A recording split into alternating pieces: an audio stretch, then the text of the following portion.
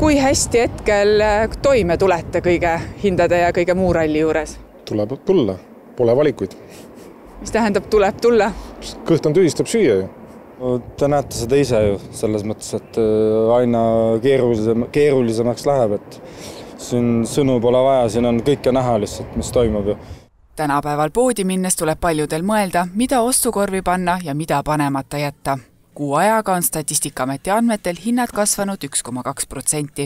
Et hinnad on nagu väga kiiresti väga palju nagu kõrgemaks läinud, et pead hästi palju soodukaid vaatama kõike seda. Ainult toidupoes või mujal siis ka?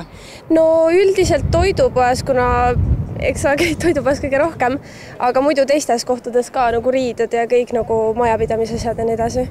Aastaga võrreldes on hinnad kasvanud 4,4%. Ta on endiselt mõjutajaks toiduainete hinnad. Kütus on praegu natukene vähem, sellepärast et see on odavnenud. Natukene koduga seotud kulud on odavnenud pigem, aga kõik, mis on koha peal Eestis toodetud, ka teenused, need on kallimaks minemas. Tuleme toime. Kui hästi? Väga hästi. Et hinnatõusud üldse ei mõjuta? Ei ole vaatehinda ausalt öeldes. Siis teil läheb väga hästi ju. No, täpselt. Aga kontsertidel, teatrites, mujal vaba aega veetma jätkub veel raha selleks?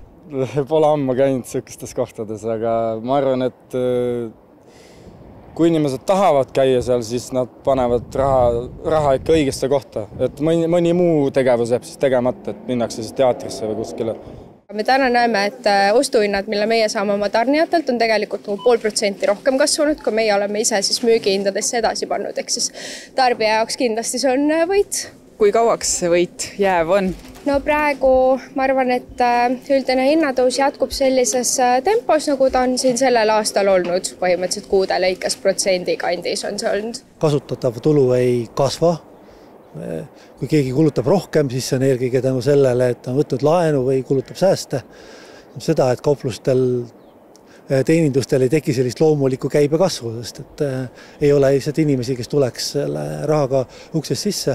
Me näeme juba praegu suurt hindade tõusu, mis röövib inimeste rahakotist nii mõnedki eurod.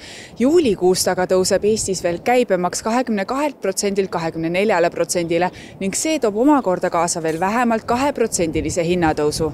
Juba praegu olen hakanud nagu raha koguma tulevikuks, et ma ei tea, sa pead väga nagu planeerima kõike seda, et see on päris raske. Aga mis võib-olla tarbijale on positiivne ja mis on soodsamaks läinud eelmise kuu vaates, neid on alati nii vähe, millest saab rääkida, nii et ma rõõmuga räägin, on tomatid, kurgid näiteks. Nende saadavus on paranenud, et märts on alati selline suhteliselt kesine kuu, kuna täna saadavus kasvatajate poolt on ka parem, siis nende hinnad on all. Kogu tõde aprillikuu hindade kohta selgub 8. mail, kui Statistikaamet ülejäänud tarbijahindade andmed avaldab.